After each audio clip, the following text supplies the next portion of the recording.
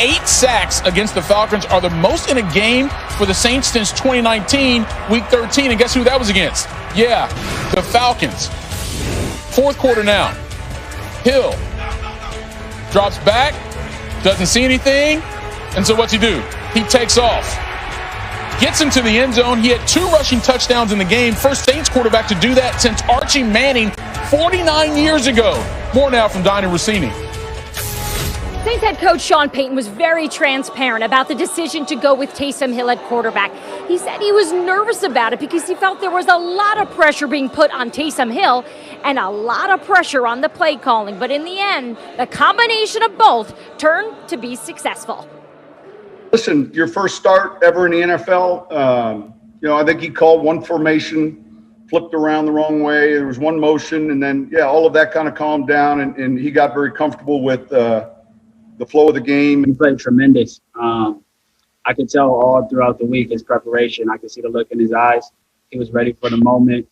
Every day he found a way to win the day, and it just progressed to today, and everyone saw. And I'm very proud of him. If I'm being honest, I didn't fully understand what it took to be a starter in the NFL until I got here, and I had the opportunity to learn from Drew. And man, Drew is with me every step of the way this week. I look up to him so much. He's become one of my best friends, and he was awesome. And while Taysom Hill got his first start as a quarterback for the New Orleans Saints, the bright spot in this game was this defense. 8 sacks total, all with their franchise quarterback, Drew Brees, watching from the sideline. Michael?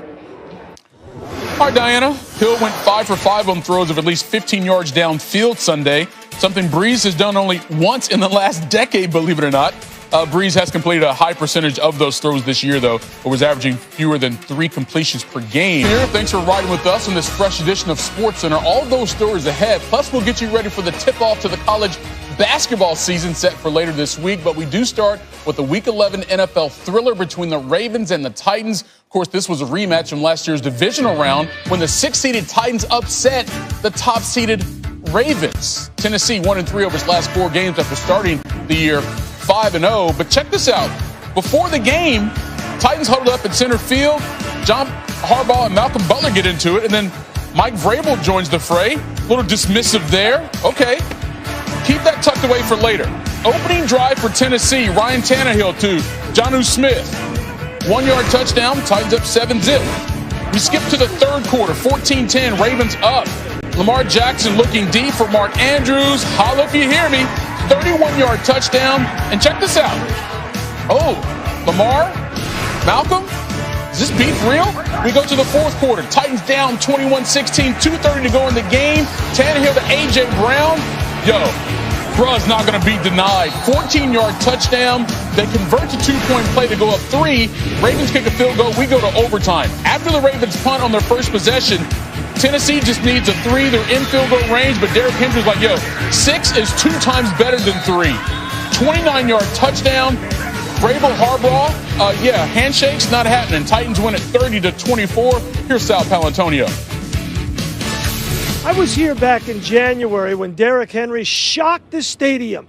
Fans in the stands rolling through the Ravens for 195 yards and sending them home 28-12 in the divisional round of the playoffs. This time, today, it was a 29-yard walk-off touchdown run in overtime. And this place was eerily silent when I caught up with Derrick Henry in the end zone, out of breath, one-on-one.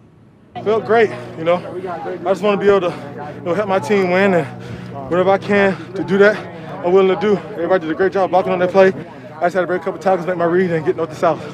You're out of breath. It's okay. Take a breath, man. It was 90 yards you go in the fourth quarter and then win in overtime. For this team to come in twice in the playoffs and then here, how important was it for you guys? I think we just wanted to focus on how we play, our culture, and improve throughout the week. We like how we played last week, but we just stuck to it.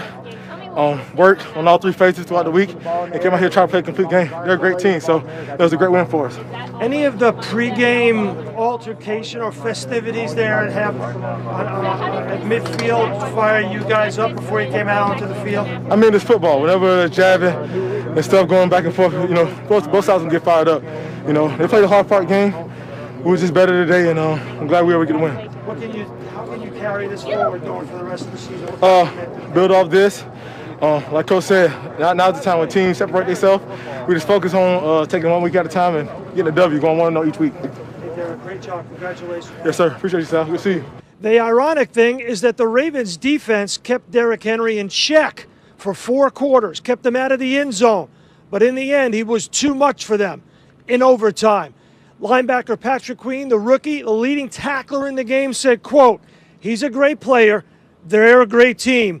Eventually, something had to give." In Baltimore, Sal Paolatonio, ESPN. All right, Sal, thanks a lot. Now, for Tennessee and their fans, Derrick Henry is everything. And one thing he certainly is clutch. Now, if you remember, he scored in walk-off fashion in Week 6 against the Texans. So that makes him the first player in NFL history to have multiple overtime rushing scores in a single season. And he also joins Hall of Famer LaDainian Tomlinson as the only players with multiple overtime rushing touchdowns in their entire careers. All right, how about Pittsburgh? 9-0 for the first time in franchise history, looking to become the first NFL team to start 10-0 since 2015. Nice little run here by Big Ben and company, taking on a Jag squad. Pick it up second quarter. It's 3-3. Roethlisberger, Chase Claypool, 31-yard touchdown. Steelers go up 10-3, but check this out. They set up a celebration for Juju Smith-Schuster celebrating his 24th birthday. Chase scores, but Juju gets the cake. I see it. A minute to go in that second, another scoring opportunity. Ben to Deontay Johnson. How did he make that catch? Well, he had 12 of them in the game for 111 yards, but none more impressive than that one. Deontay out there doing it for the gram. Steelers were going to score the very next play, 17-3. 8:44 to go in the game. Jacksonville down 20-3. Jake Luton just trying to get something going. The problem was he kept giving the ball away. Terrell Edmonds picks that one off. Luton had 4 picks in the game. So how would the Steelers respond? With Big Ben throwing one of his 2 touchdowns in this game. He went 32 for 46 for 267. They're 10-0. Mike Tomlin, are you happy or not? Nothing's perfect about us except our record. And we talked openly about that last night. We just want to wear it the proper way. We want to step into the stadiums and be prepared to fight and compete every week and understand that we're going to get people's best shot. And so I like the general attitude of the group today. And I said it this week, we're not chasing perfection in terms of 16-0. We're chasing the Lombardis. And so that's the most important thing for us is we just have to focus on this week and playing our best 1 week at a time. Now, you diehard football fans know that the only team to finish a regular season at 16-0 was the 2007 Patriots. But maybe we should start taking this Steelers run pretty seriously.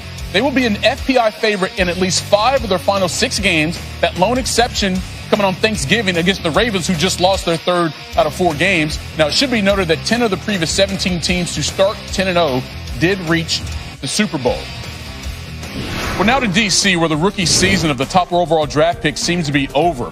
Bengals quarterback Joe Burrow suffered a left leg injury on this play during the 3rd quarter of Cincinnati's game with Washington. He got sandwiched between 2 defenders, immediately grabbed that left leg in pain, and he would be carted off the field.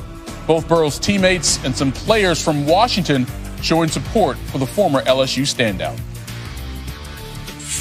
He handled everything like a professional from day one, and to be voted a captain just speaks everything you need to know about the guy. And the players have responded to him, the coaches have responded to him, the city has responded to him, and all that is equally as important, And so, again, he energizes this team, and he's been a tremendous player, everything we hoped he'd be, and we'll get him back at some point. We don't know when that is, but for now, we got to transform that energy and put it somewhere else in this team. These are guys that have played together and played against each other for a long time. They know each other. They got a tremendous amount of respect. And everybody cares about each other's career, and I think that's one of the cool things about this game. Is you go out and you can fight and scratch and claw, but when it's all said and done, you're friends, and I think that was a good example of sportsmanship, and I was glad to see it. It's just unfortunate. I hate to see a young man like Joe get hurt. He's a heck of a football player, and we know he'll be back. And as you might expect, a lot of reaction from around the NFL after Burrow left that game. Patrick Mahomes on Twitter, prayers up. Joey B, Russell Wilson, also praying for you, Joey B. And Joe Mixon, prayers up for his quarterback. But what about Burrow himself? Well, he went to Twitter. He clearly saw all the support